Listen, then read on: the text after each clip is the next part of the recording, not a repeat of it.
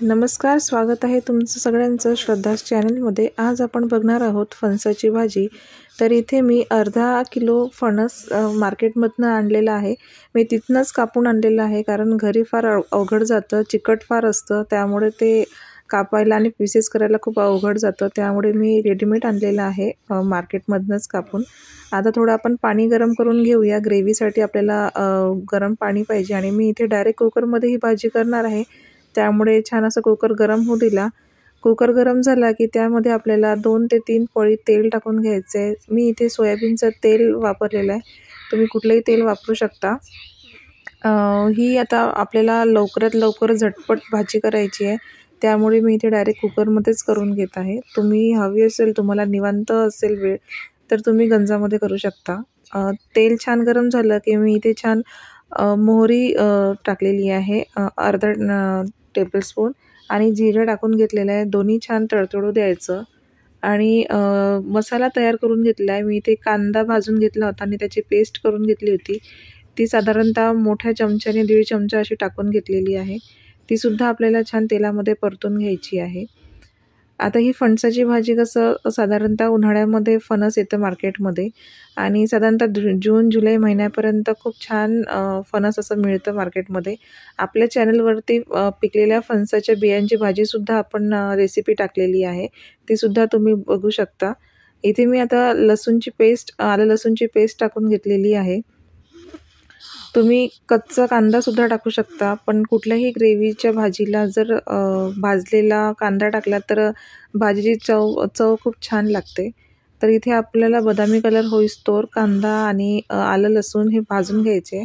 त्यानंतर आपल्याला इथे तेजपान टाकून घ्यायचं आहे।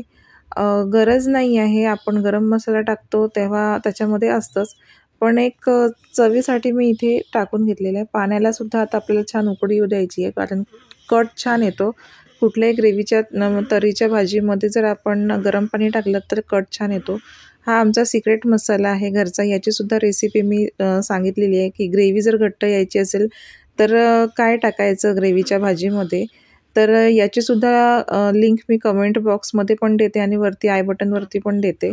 याचा व्हिडिओसुद्धा आपण शॉर्ट व्हिडिओ आपल्या चॅनलवरती अपलोड केलेला आहे। त्यानंतर आता काही सुके मसाले टाकून घ्यायचे आहे, जसे की धनेपूड टाकून घेतलेली आहे याच्यामध्ये। जे आपले घरगुती मसाले असतात आपल्या मसाल्याच्या डब्यामधले, ते गरम मसाला थोडा टाकून घेतलेला आहे। त्यानुसार आपल्याला जेवढी आपली भाजी आहे त्या क्वांटिटीनुसार सगळं काही टाकून घ्यायचं आहे। तुम्ही जर फार तिखट खात असेल तर त्यानुसार तुम्हाला तिखट टाकायचं आहे। इथे हळद टाकलेली आहे, बेडगी मिरची टाकलेली आहे कलर येण्यासाठी छान, आणि आपलं जे साधं तिखट असतं ते सुद्धा टाकून घेतलेलं आहे। तर ग्रेव्हीच्या भाज्या छान झन्नाटेदार, तिखट, झणझणीत छान लागतात। थोडी कस्तुरी मेथी टाकून घेतलेली आहे, ऑप्शनल आहे, टाकू शकता किंवा स्किप करू शकता। छान तेलामध्ये मसाले परतून घ्यायचे आहे। तेलामध्ये मसाले परतले की आपल्याला जे फणस आपण स्वच्छ धुवून घेतलेलं होतं ते टाकून घ्यायचं आहे। आपली जी गॅसची फ्लेम आहे ती लो टू मिडियम करायची आहे। मी इथे थोडा कोथिंबीर टाकून घेतली आहे, कारण कोथिंबीर टाकली की कलर खूप छान येतो भाजीला कोथिंबीरचा। आणि जे आपण मसाला केलं होतं त्याचं थोडं पाणी मिक्सरच्या भांड्यात होतं ते टाकून घेतलेलं आहे, मसाला करपला नाही पाहिजे म्हणून। आता हे छान आपण स्वच्छ धुवून घेतलेले होते फणसाचे आपण जे पीसेस करून घेतले होते ते आता आपल्याला टाकून घ्यायचे आहे। तर इथे तुम्ही बघू शकता अजिबात चिकट नाही आहे। जर आपण घरी कापायला गेलं की खूप चिकट होते ते हात वगैरे, आणि त्याला तेल लावून कापावं लागतं। तुम्हाला माहीतच आहे काय प्रोसेस आहे फणस चिरायची, तर त्यापेक्षा आपण मार्केटमधूनच आणलेलं बरं। आणि आता मी छान असं टाकून घेतलेले आहेत कुकरमध्ये सगळे फणस, आणि पूर्ण मसाला आपल्याला जे फणसाच्या पीसेसला लावून घ्यायचा आहे। तर छान असं पळीने मी आता फिरून घेते, आणि तुम्हाला जर हे गंजामध्ये करायचे असेल तर सेम प्रोसेस आहे गंजामधली सुद्धा, पण कुकरने कसं 1-2 शिट्ट्या काढल्या की लगेच आपली भाजी खायला तयार होते।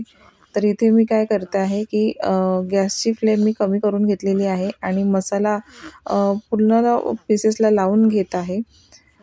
जे कोणी नॉनव्हेज खाणारे व्यक्ती असेल त्यांना ही भाजी खूप जास्त आवडते, व्हेजिटेरियन लोकांनासुद्धा ही भाजी खूप आवडते। तर तुम्ही इथे बघू शकता मी मीठ टाकून घेतलेलं आहे. मीठ तुम्ही नंतरही टाकू शकता, पण मी आता टाकून घेतलेलं आहे म्हणजे सगळ्या जिन्नस बरोबर ते सगळ्यांना लागून जाते. तर आता तुम्ही बघू शकता बऱ्यापैकी आपल्या सगळ्या याला मसाला लागलेला आहे. आता जे आपण गरम पाणी करायला ठेवलं होतं त्याला पण छान अशी उकळी आलेली आहे. आता आपण ते पाणी याच्यामध्ये टाकून घेऊया.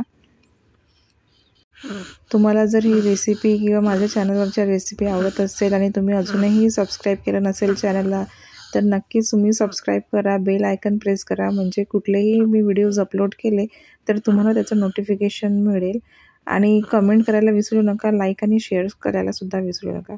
तर तुम्ही बघू शकता मी जे गरम पाणी होतं ते टाकून घेतलेलं आहे. टाकल्याबरोबरच कलर बघा तुम्ही किती छान आलेला आहे. तुम्हाला किती घट्ट आणि किती पातळ रस्सा हवा आहे त्याच्या हिशोबात तुम्ही पाणी टाकू शकता. आता आपण झाकण लावून घेऊया, सोबतच शिट्टी लावून घेऊया आणि 2 ते 3 मीडियम टू लो फ्लेमवरती शिट्ट्या काढून घेऊया, म्हणजे आपले जे फणस जे आहे ते छान शिजेल. अगदी खूप जास्त पण शिजलेलं नको आणि खूप कच्चं पण नको. तर इथे आपली जी 2 ते 3 शिट्ट्यामध्ये भाजी रेडी आहे. तुम्ही बघू शकता किती सुंदर याला कलर आलेला आहे आणि शिजून रेडी आहे आपली भाजी. आपण जास्त पण शिजवलेली नाही आहे. तुम्ही हे भाताबरोबर खाऊ शकता, भाकरीबरोबर आणि चपातीबरोबर खाऊ शकता. दुरून तरी अगदी नॉनव्हेजच दिसते. तर अशा पद्धतीने आपली झटपट कुकरमध्ये भाजी बनून रेडी आहे.